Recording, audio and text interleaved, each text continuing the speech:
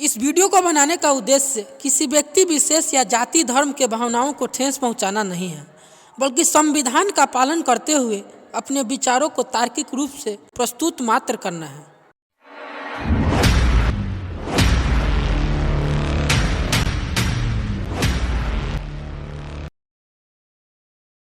दुनिया में सबसे अधिक गौतम बुद्ध की मूर्तियां बनाई गईं। मूर्तियां इतनी बनाई गई कि मूर्तियों को ही बुद्ध अथवा बुद्ध कहा जाने लगा। बुद्ध की इन मूर्तियों की पूजा भी की गई, लेकिन पूजने के बाद पानी में डुबाया नहीं गया। तो यह आइडिया किसका था कि पहले पूजा करो, उसके बाद पानी में डुबा दो, नष्ट कर दो। सोचिए, जब यह आइडिया जन्म लिया होगा तब कितनी मूर्तियाँ नष्ट की गई होंगी और कितनी मूर्तियाँ पानी में डुबा दी गई होंगी।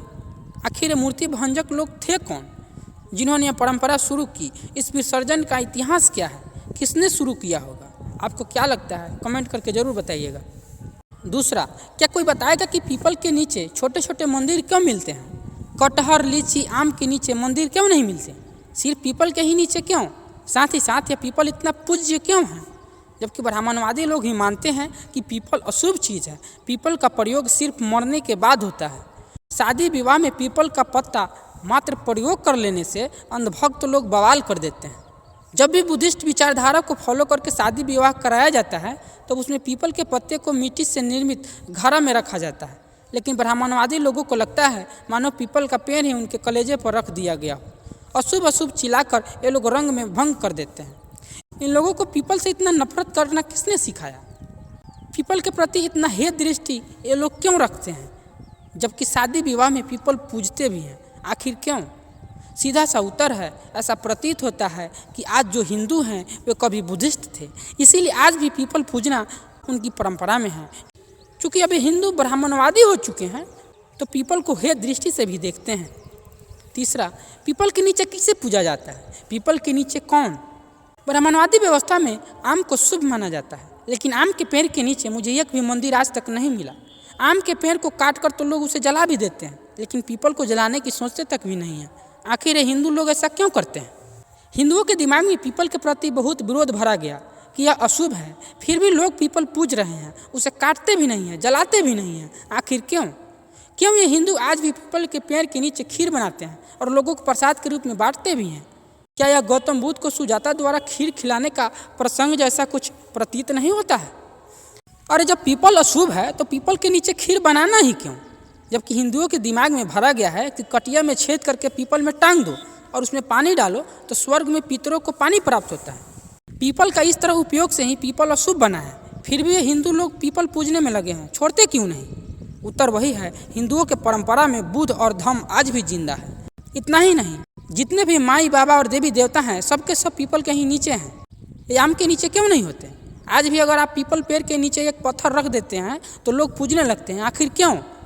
क्या यहाँ आपको गौतम बुद्ध का बुद्धत्व दिखाई नहीं पड़ता?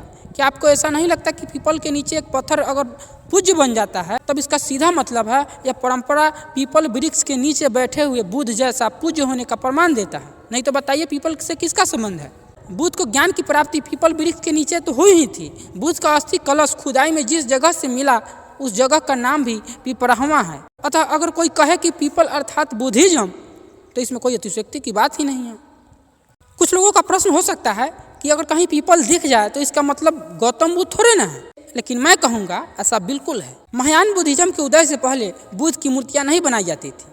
तब बुद्ध को दिखाने के लिए कुछ चिन्ह बनाए जाते थे, जैसे पीपल का पेड़ अथवा बोधि वृक्ष, स्तूप, बुद्ध के चरण पादुका का प्रतीकात्मक चिन्ह और खाली आसन। कहने का मतलब है अगर कहीं स्तूपाकार चीज़ें पूजी जा रही हैं तो हो सकता है कि बुद्ध की ही पूजा की जा रही है। अगर किसी खाली आसन की पूजा हो रही है इसका मतलब ही है कि हो सकता है पहले यहाँ बुद्ध पूजे जाते रहे होंगे। अगर कहीं सिर्फ पीपल की पूजा हो रही है इसका मतलब ही है कि वहाँ बुद्ध पूजे जा रहे हैं। अगर कहीं चरण पादुका पूजी जा रही है तो इसका भी मतलब है कि बुद्ध पूजे जा रहे हैं। आजकल विष्णु के चरण पादुका को भी पूजा जाता है और आप सभी जानते ही हैं कि बुद्ध को भी विष्णु का अवतार बताया गया है, तो अंदाज़ा लगा ही सकते हैं कि ऐसा बुद्ध को लूटने के लिए ही किया गया होगा। अगर बात मौलंग बाबा की जाए तो मौलंग बाबा भी अक्सर पीपल के ही नीचे होते हैं और वहाँ खड़ाऊँ भी चढ़ाया जाता है जो बुद्ध के चरण पादुका को भी दर्शाता है। लेकिन मौलंग बाबा को शंकर भगवान के नाम से प्रचारित कर दिया गया है, इसलिए लोग यहाँ गांजा भी चढ़ाया करते हैं। वैसे मलंग कोई उचित शब्द नहीं जान पड़ता है। जो उचित शब्द है वह मंगल है, अर्थात इस बाबा का ओरिजिनल नाम मलंग बाबा नहीं मंगल बाबा हो सकता है। और मंगल शब्द का संबंध भी बौद्धों से ही है। बौद्धों ने तो जयमंगल गाथा ही लिख रखा है, लेकिन मंगल का अर्थ यहाँ कल्याण से है। आशा करता हूँ आप समझ चुके होंगे कि पीपल और बुद्धिज्म का मजबूत रिश्ता है, लेकिन आज शायद भ्रमोश या षड्यंत्र का शिकार होने के कारण लोग इसे भूल चुके हैं। अगर आप इस वीडियो में बताई गई जानकारी से असहमत हैं तो ज़रूर बताएं कि आपके असहमति का कारण क्या है। कोई तर्क जरूर प्रस्तुत करें। नमो बुद्धाय, जय भीम।